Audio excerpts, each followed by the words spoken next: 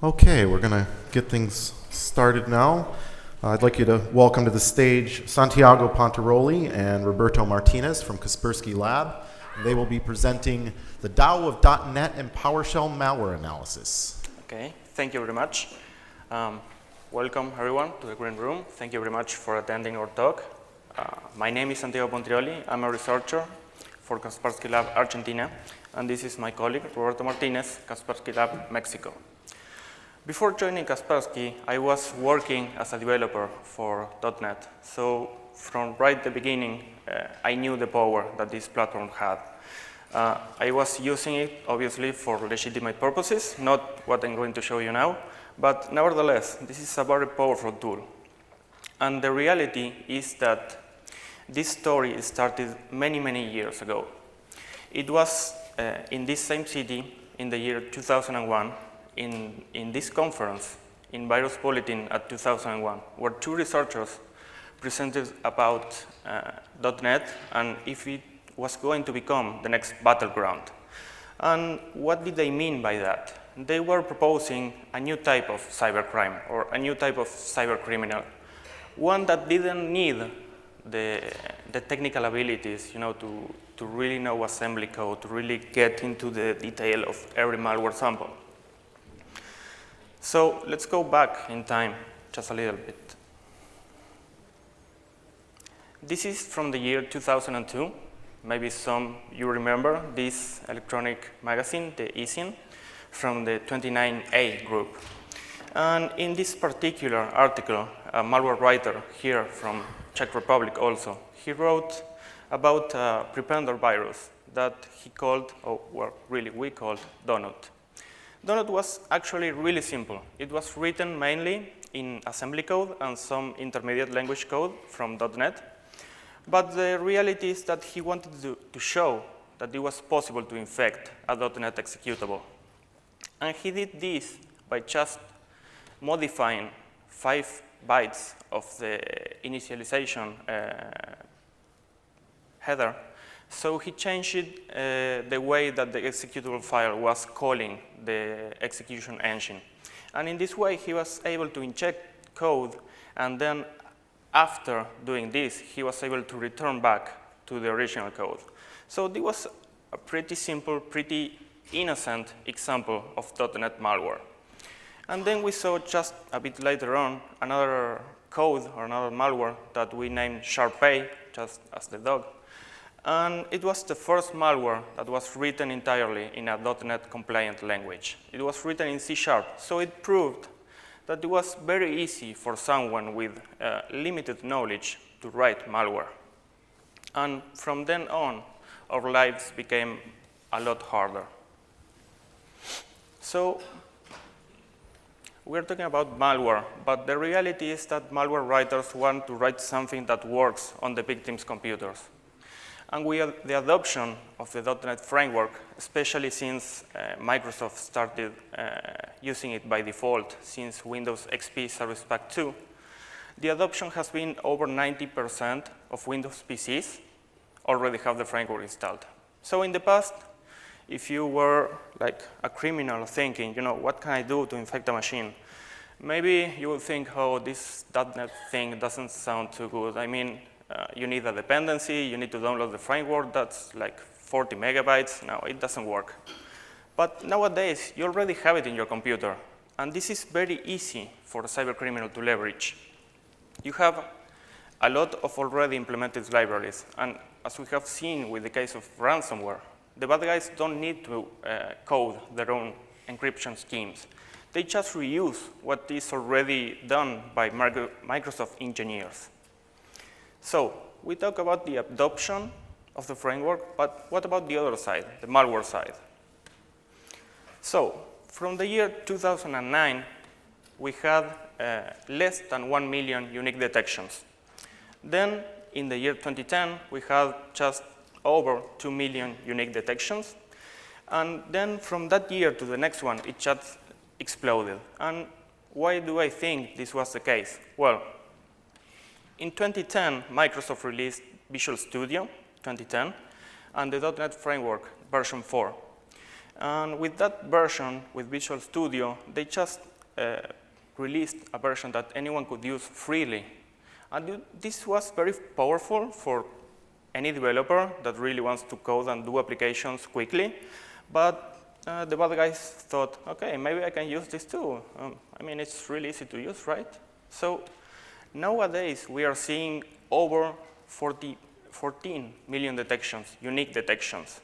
And this statistic was taken just before coming to the conference. I took this same chart when I sent the paper, and 2015 was like 8 million. Then I took it before coming here, and it was over 14 million. So let's wait to see what happens to the end of the year. So that has been an increase of over 1,600%. That's a lot of detections just for .NET malware. And it's making our lives very complicated because, of course, you have automated systems. Of course, you have the analyst researching into these samples. But the bad guys are still ahead. They know that they can change the code so quickly that you are not able to provide quick detection. So we need something else. So I talked about that 90% of Windows PCs have the framework installed. But when it comes to the attackers, what do they target? Or, I mean, what Microsoft systems are they after? In the first place, we have Windows 7.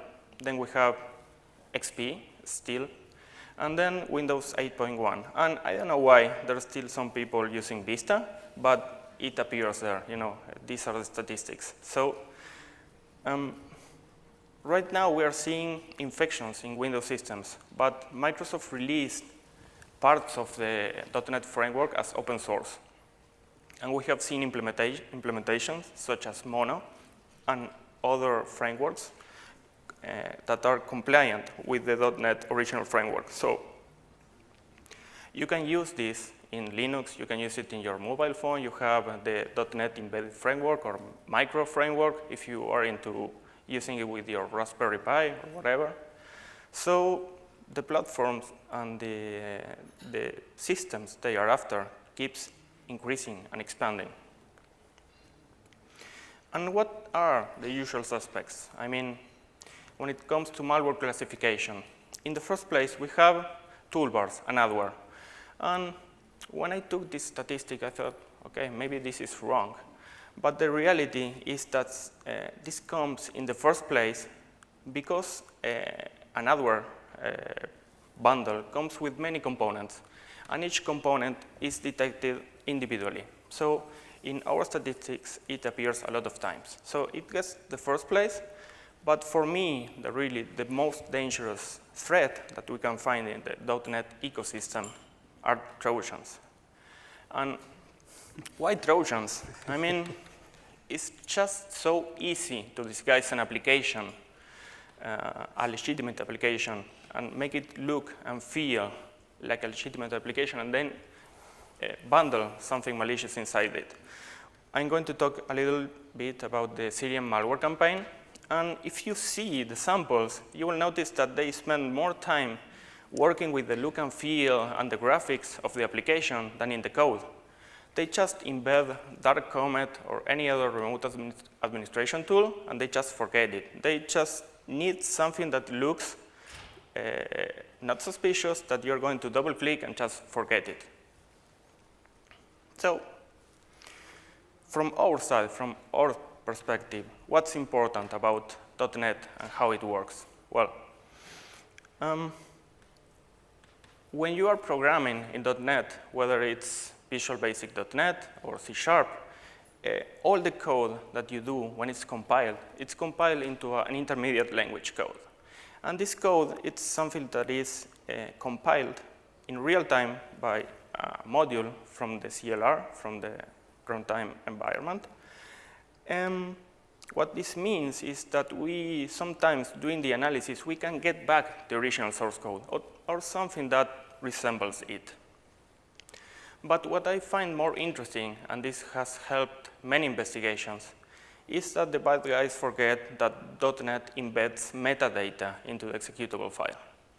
So there is a lot of information there, not only where it was compiled, but about the machine itself. So we all have seen many samples where they just forget the debug information, but what about the metadata? And I'm going to talk about some examples I think are the most representative in the .NET ecosystem. This was one that is not entirely new, but now we are seeing like the revamp, the new version. This is Plutos. Plutos is an ATM malware that first was spotted in Mexico. And the interesting thing about this sample is that the first version needed a key code typed into the ATM to open this graphical user interface, and then you would click it and it would dispense the money. So in this case, the bad guys weren't cloning your debit card or weren't after the clients, they were after the bank. So briefly after we published the report, they started changing Plutos. And they removed all the references for Spanish language because we knew it was from Mexico, but they thought, okay, maybe if I remove all the Mexican parts, they will just think it's from somewhere else. So they did that, and they thought, okay, maybe this graphical user interface looks quite suspicious if someone is looking at the ATM. So what they did, they removed this, and they implemented another module to receive SMS codes. So if you were the criminal, you would just use your cell phone and type a key code, and the machine would dispense the money. You would just need to look around that no one was there. So this sample, for me, is special because it shows the power of using .NET for quick modifications. They relied also on open source utilities, so they were obfuscating this malware with Confuser, which is a popular method for just screwing every researcher's life. And then they also relied on another DLL that was freely available to interface with the ATM machine. They didn't need to be specialists in ATM hardware or anything. They just needed to grab the DLL, grab the obfuscation, and just do kind of a nice interface for them to use. Then we have more serious threats. In this case, this is a sample from the Syrian malware campaign. And again, this is a very basic sample, but they used a combination of social engineering because they were telling people on YouTube, you know, if you don't want to get prosecuted by the Syrian government, download this Excel spreadsheet. So you would download this, and this would open an Excel spreadsheet which contained all the list of the Syrian citizens that were sought after the government, or the government wanted. The reality is that this list was freely available. I mean, it was leaked like a month ago before this, but still people were afraid, so they downloaded anything they could find to protect themselves. And after you would click on this, you would get Dark Comet in your computer, just very simply. And as you can see, there are just too many videos that ask you to install something. And for each video, you have a lot of different utilities. Some are really misspelled, like Amazon with double M, or using Skype encryption with Latin I. So they don't even care about the English. They just want it to look and feel nice. So you have messenger applications and utilities as a firewall or a SSH VPN, because that's where people, citizens from Syria, were looking at that time. And with .NET, they were able to create these samples very quickly. I mean, every day you would wake up and check your Yara rules, and you would see, what's this? What's up for? Oh, not again. So we talked briefly about ransomware. And in the case of .NET, we have seen that the ransomware created using this platform is very powerful. I mean, the guys at Microsoft did a wonderful job at really getting the encryption scheme correct. So the case with Coinbolt was that the bad guys forgot many clues inside the samples. And this led us to provide the information to the Netherlands police, to the high-tech crime unit.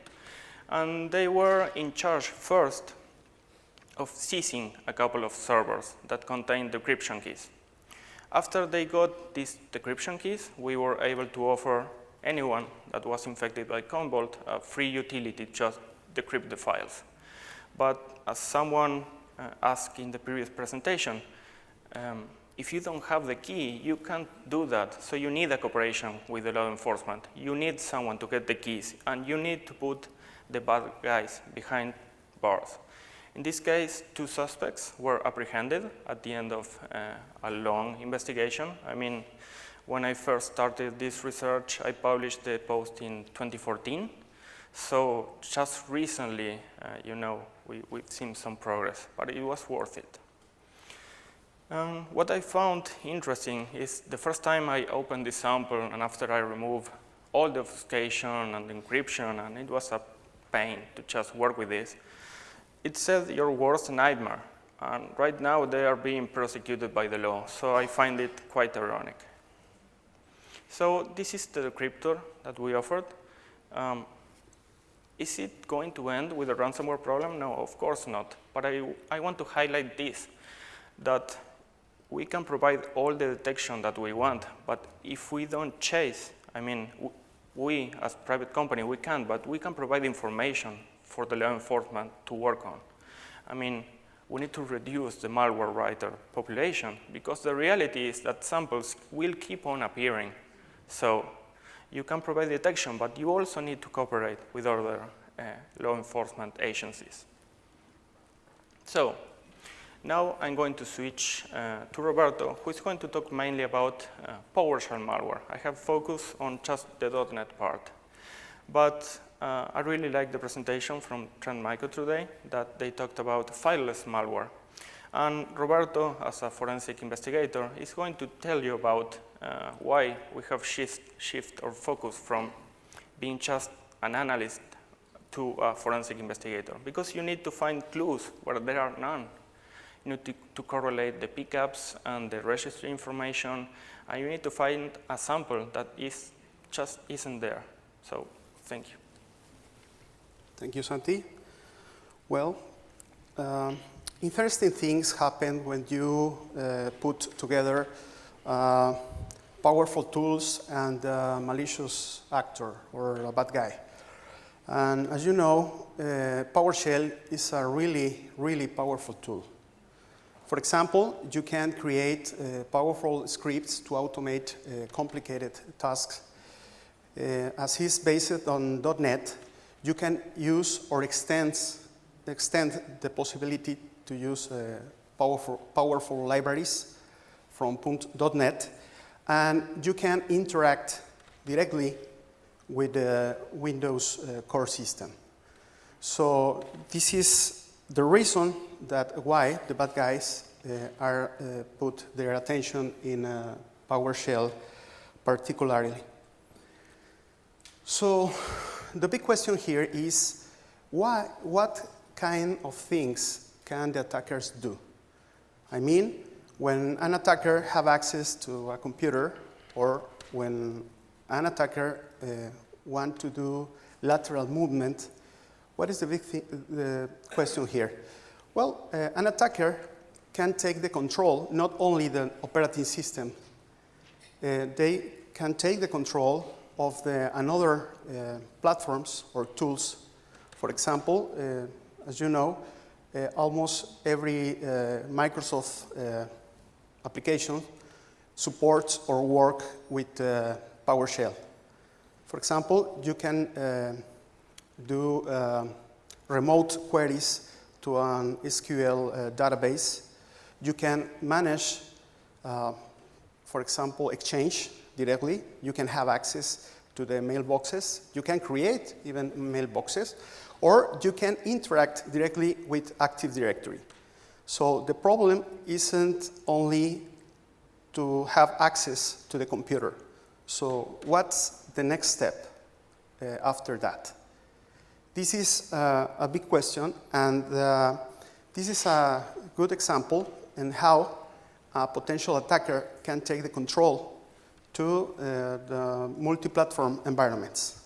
For example, PowerShell DSS allows or could allow the attacker or potential attacker to have access to another platforms like Linux.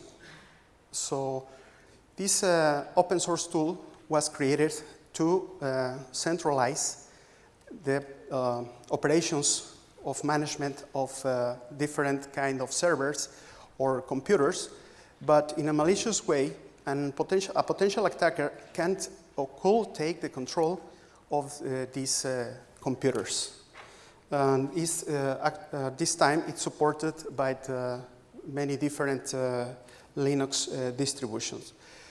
This is why PowerShell could be considered like a very powerful malicious tool, because the bad guys can take advantage of characteristics, for example, remoting access or remoting processing to another computers, or even there are some security offensive frameworks that include components where you can create malicious files, poisoned files, or you can create, for example, phishing emails or phishing web page to tricking to the users. So there is necessary a very important component in this case as social engineering, because if one user opened an attachment poisoned, they gave the control to the attacker. Another important thing is consider there are many security offensive frameworks right now. I mean, these frameworks were created to pen testing mainly, but unfortunately, many malware developers are using parts of these frameworks or are using components of these frameworks to create their own versions of the malware. Some of these potential attacking tools allows the attacker to integrate in an easily way the malicious components. So what's the big deal? There is a big challenge here, because we need to find out how can we detect more efficiently these kind of attacks. Because, as you know, PowerShell is part of the operating system. It's whitelisting by default. So sometimes it's really difficult to detect attacks from the PowerShell side. So it's very important to know what places can have clues about an attack. So we need to put attention to information write directly in the registry or network traffic or even in RAM memory. So mainly these malicious or offensive security frameworks includes anti-forensics capacities. For example, there are offensive frameworks that includes web clients. So this web client download directly the payload of legitimate websites to avoid the blocking or detection, and then executes this code directly in memory. So this is hard to detect sometimes, because we can confuse the normal processing or with the evil processing. So another thing that includes anti-forensic capacities is the easily modification of policy, execution policy. So this code is executed in a free way.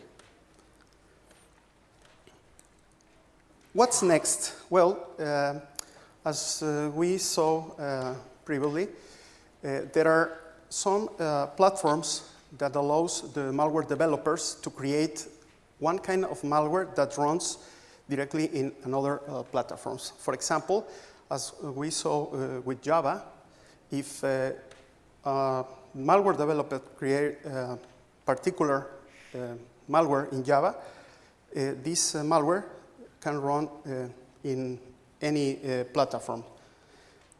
One example of this is Machete. Machete was the first APT discovered in Latin America. Machete included some parts of code generated by a social engineering toolkit, you know? So the attackers create this code to run in Linux, OS X, or Windows, because this malware was designed to run in Java environments. Another thing is these open source platforms to create applications directly in .NET framework, and then make it portable to another platforms like Linux or OS X. Or Xamarin, it's another good example that how we can create code developed in .NET and then they make portable to another platforms.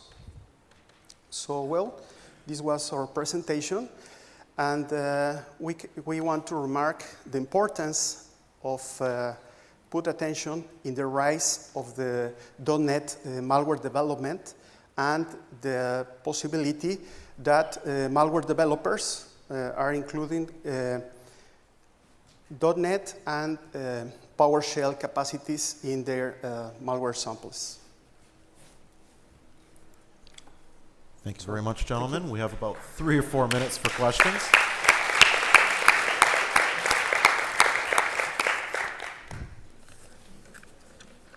I'm spotting to see if I see any hands. Do we have any questions? Everybody wants coffee or beer? Beer. Beer? Beer. All right. Great. Thank you very much. Thank you. And we'll, after the break, have a few more sessions this afternoon. Please join us.